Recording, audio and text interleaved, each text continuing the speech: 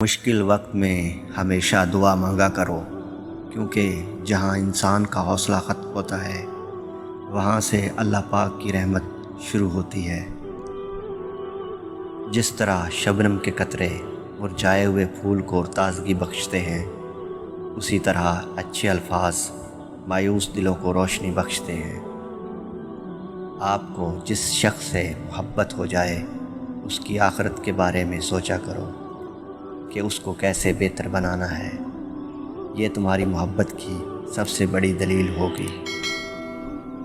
جو شخص بے بسی کے وقت 5 بار یا ربنا کہے، اللہ پاک اسے جو دعا مانگتا ہے وہ عطا کرتا ہے۔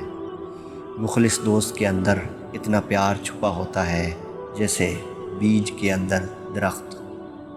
معافی مانگنا یہ ظاہر نہیں کرتا کہ آپ غلط اور دوسرا صحیح ہے، بلکہ یہ ظاہر کرتا ہے کہ آپ کے رشتے کی اہمیت آپ کی انا سے بڑھ کر ہے۔ جب اللہ کے لیے اپنی پسند کو چھوڑ کر اس کی رضا کو تسلیم کیا جاتا ہے تو پھر وہ اپنے کرم سے جھولیاں بھر دیتا ہے۔ جھوٹ انسان کی بربادی کا پہلا زینہ ہے۔ اپنے بہترین وقت کو نماز میں وقف کرو، کیونکہ تمہارے سب کام تمہاری نماز کے بعد قبول ہوں گے۔ بارش کا قطرہ سیپی اور سانپ دونوں پر گرتا ہے، جبکہ سانپ اسے زہر بنا دیتا ہے اور سیپی اسے موتی۔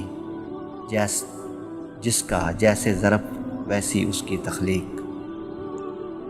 برا دوست کوئلے جیسا ہوتا ہے، جب کوئلہ گرم ہوتا ہے تو ہاتھ جلا دیتا ہے، اور جب کوئلہ ٹھنڈا ہوتا ہے تو ہاتھ کالا کر دیتا ہے۔ جب لوگ غصے میں ہوں تو ان کی بات غور سے سنا کرو، کیونکہ اصل حقیقت تب سامنے آتی ہے۔ کسی انسان کی محبت پانا چاہتے ہو تو اس کو بتا دو، کیونکہ زندگی موقع کم اور دھوکہ زیادہ دیتی ہے۔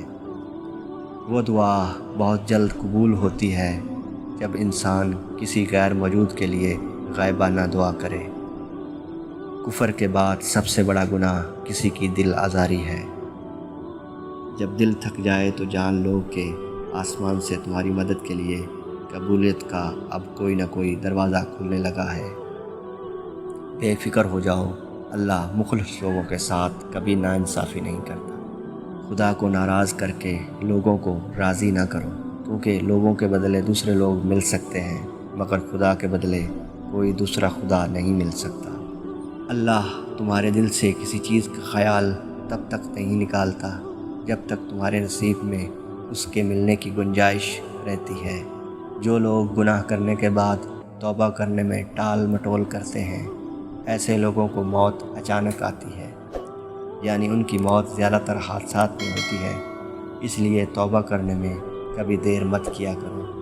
3 طریقوں سے پریشانی خوشی میں بدل جاتی ہے۔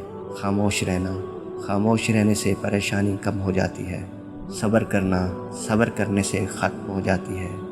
شکر کرنا، شکر کرنے سے خوشی میں بدل جاتی ہے۔ فرصت کے اوقات بادل کی طرح جلدی گزر جاتے ہیں۔ تمہیں ایک نیک کام کرنے کا بھی موقع ملے تو اسے غنیمت سمجھو، ورنہ ندامت حاصل ہوگی۔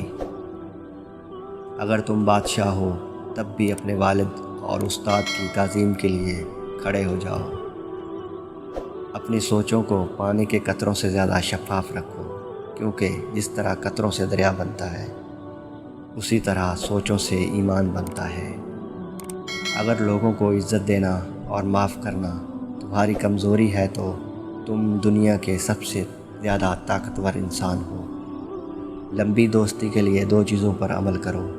1، اپنے دوست سے غصے میں بات مت کرو، اور 2، اپنے دوست کی غصے میں کہی ہوئی بات دل پہ مت لو۔